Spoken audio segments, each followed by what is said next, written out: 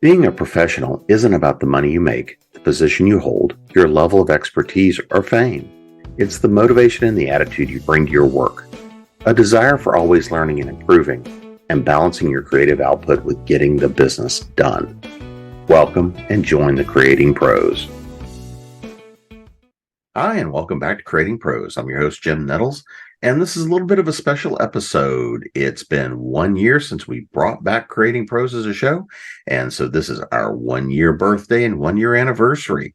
So I thought I would talk a little bit about a recap of the last year, some of the highlights from the last year, things that I learned, some of the great feedback I've gotten over the last year.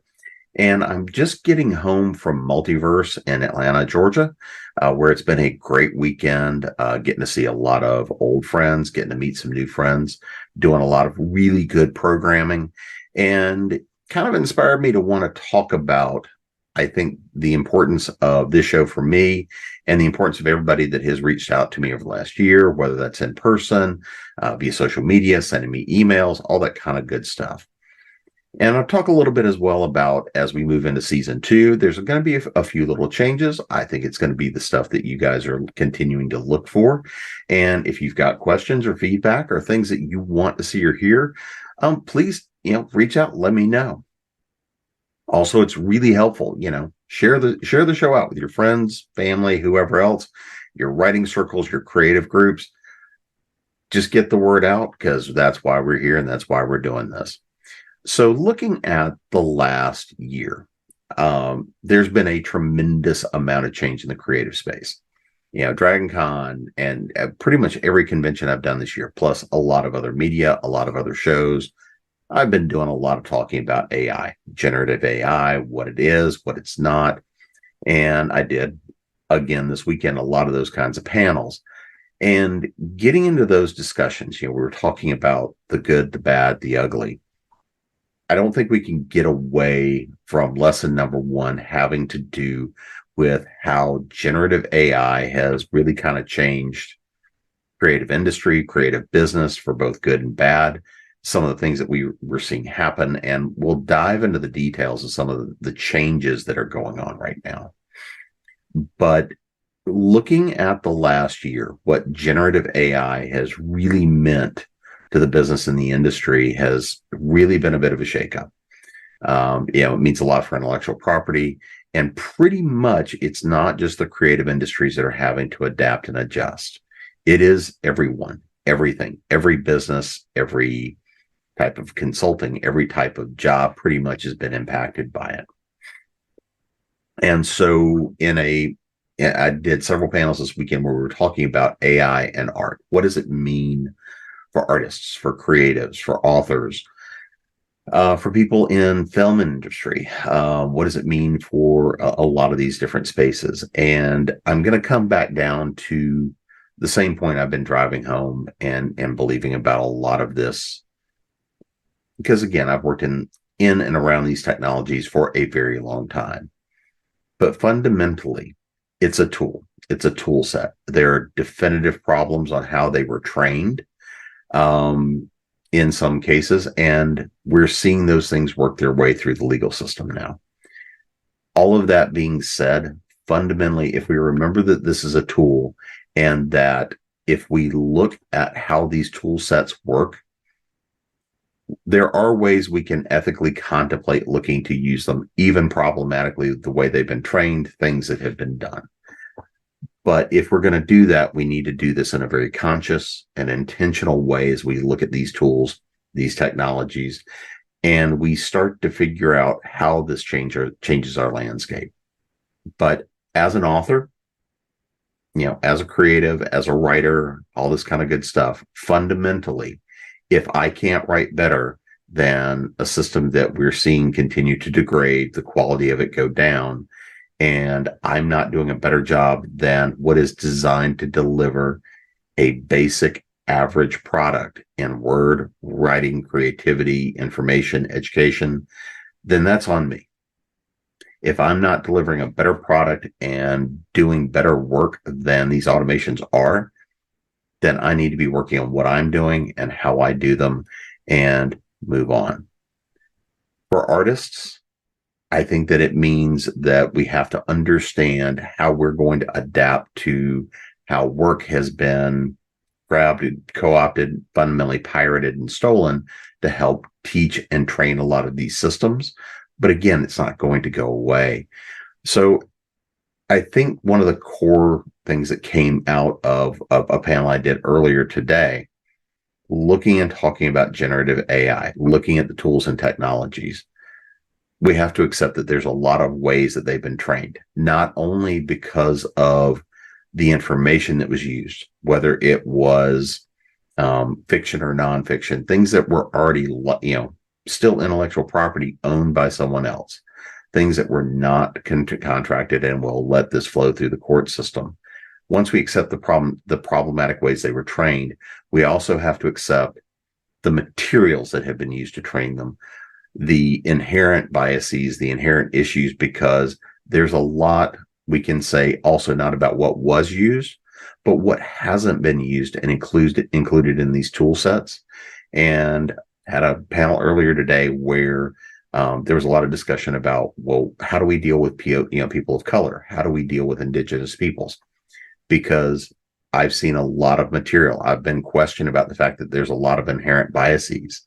And in the same conversation, we were talking about the fact that there's inherent biases because the materials that were used for training on these products are really incomplete. They don't really fully reflect writing styles and everything else. At the same time, the fact that they have not included so many samples and so many other people included in this means that their IP has been protected.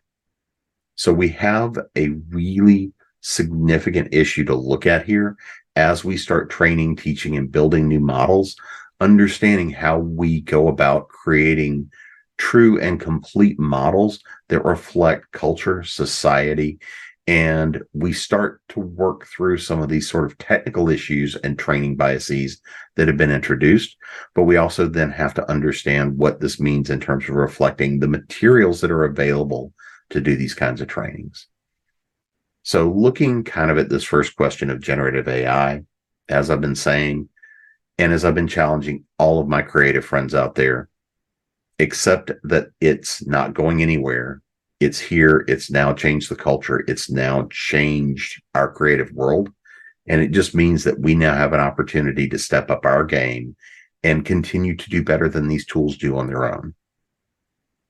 The other big part of this was a discussion about society and culture and the fact of, do people respect IP? Do people respect the fact that creative work that is owned by someone is used in creating and training these things? And what do we do with people who don't necessarily understand or respect these ideas of IP and private ownership? And this is going to be a show that's coming up. Hopefully by the end of the year, we're going to actually have some conversations about what this means, both from a societal standpoint and from a legal standpoint as well. So again, this is one of those things that it's been hugely impactful this year, and we're still just now trying to figure out what all the game is going to change in this way. I think the second biggest thing, and one of the reasons I wanted to do this show again, and the reason I brought it back, and the reason I enjoy doing a lot of the media I do, is because we get to see how important creativity is to us as people, creative output, how it influences our society, our culture, how it informs what we do, how it educates, how it really helps to sculpt society around us. If I look at a lot of the people I've had the benefit of having on the show, the benefit of people I've done and interviewed on Continual, panels I've done live, interviews I've done live, other media I've been on. When I look at this, one of the great fears of anyone that is creative is that no one will ever see or appreciate their work, that it will never find that right audience for it. And I still firmly believe that it's much like anything else. There's a lot of people out there trying to find their place in the world, make their impact. And if we continue to do these things for long enough, we will find that audience. We will find that impact. but that one of the most important things is resilience. It is persistence and continuing to work forward. And if you do these things, if we look at some of the folks that I've talked on here, I'll go back to Tom Fleming a couple of months ago. Tom is a fantastic artist. Luck is a factor in finding your way in the business. And that luck for him came from answering the right ad in New York to get to go do art for, World Wrestling. If we look then at how that led and progressed him to do work for Marvel, for DC, to get to work on things such as Magic, the Gathering systems, to be able to do his own ideas and representations of art inspired by things such as the Sandman series, and the fact that he's, Neil Gaiman is a fan of his work. These are the kinds of things that come from hitting your head against the wall and working on them. I go back to a conversation I had with Jonathan Mayberry back in the spring. We were supposed to do an event together and do a bunch of workshops and stuff. Unfortunately, Jonathan didn't make it, but we still did the show.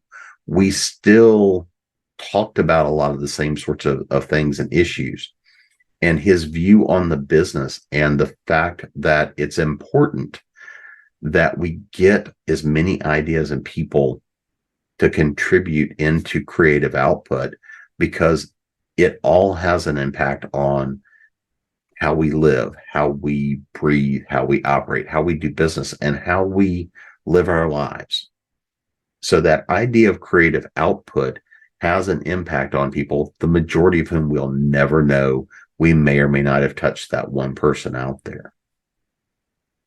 And looking at so many of the other people I've talked to, interviewed, been on panels with, the importance of what we do creatively is one of those things that also is a part of our place in society and in how we're going to influence art, creativity, and work in 50 years, 100 years, maybe even 1,000 years after we're all long gone and everybody's forgotten our names.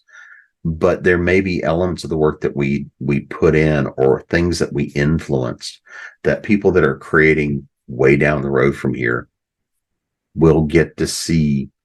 Well, we won't get to see it, but they'll see how our work maybe touched people now and how that continued to ripple through time. So this is one of those things I think is important for us, because art, creativity is part of how we leave our mark on history, how we leave our mark on time, how we leave our mark on society. And so few people ever take the opportunity to take their shot to leave their mark. And that's one of the reasons I really enjoy doing this, is encouraging people to take their shot and leave their mark. Friend of mine, somebody I've known for a number of years, one of the assistant directors came up and thanked a bunch of us, because we inspired him last year about this time to take his shot. And so he's getting his first story published. And having that small bit of impact is how we support each other as a community.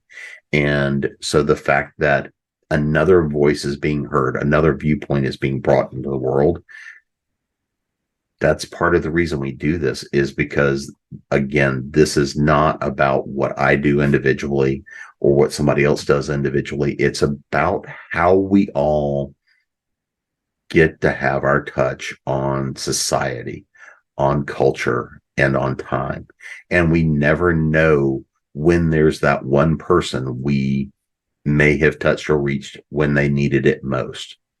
And so that's one of those things. Everyone I've talked to has a story about somebody that reached out to them because they said, "You have no idea. I found your story. I found this article. I found it at that time that I needed it most." And to hear from somebody, those super fans that say, "This helped me in a time of need to escape," or whatever the case may be, it's one of the most rewarding things you can ever get. We always love to hear that, because it happens so rarely.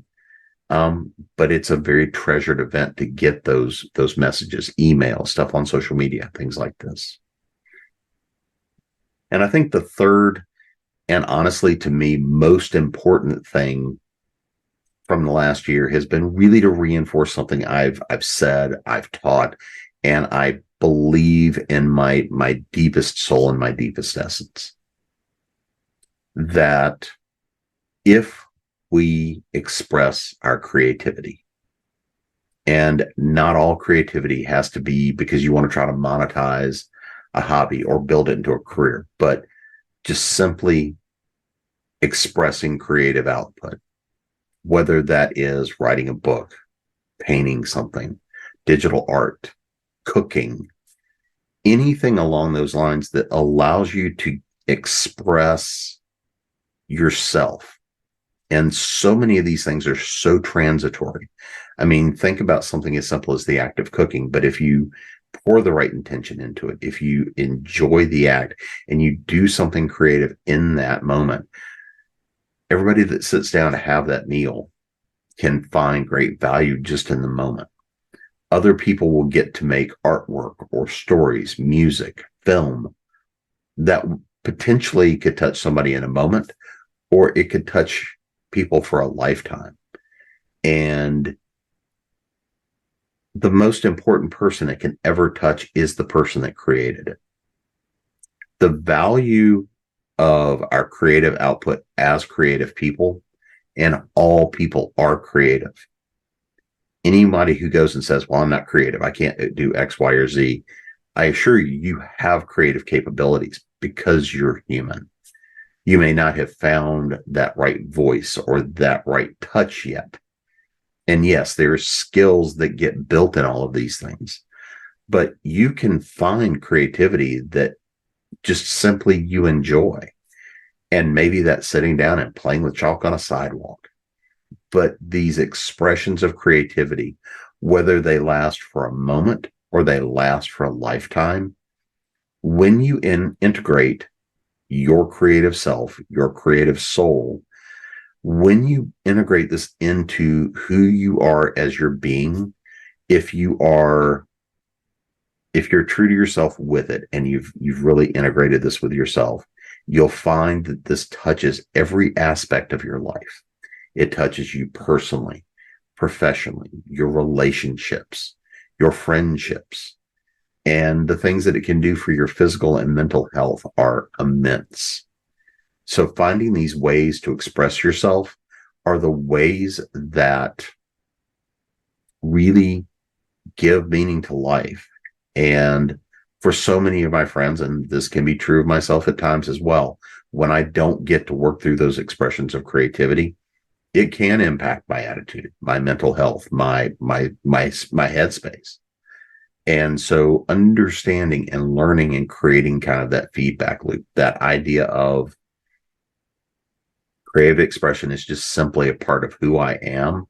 And it is a critical part of who I am, and getting those people around me to understand that about me, even if they don't necessarily fully understand it, but understand the importance, and to at least support the idea that it is important to me and to everyone I've talked to.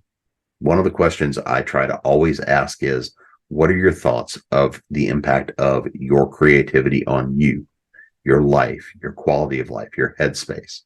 And everyone dives into the fact of, this is fundamentally what gives the meaning of life. And this is why I believe this is important.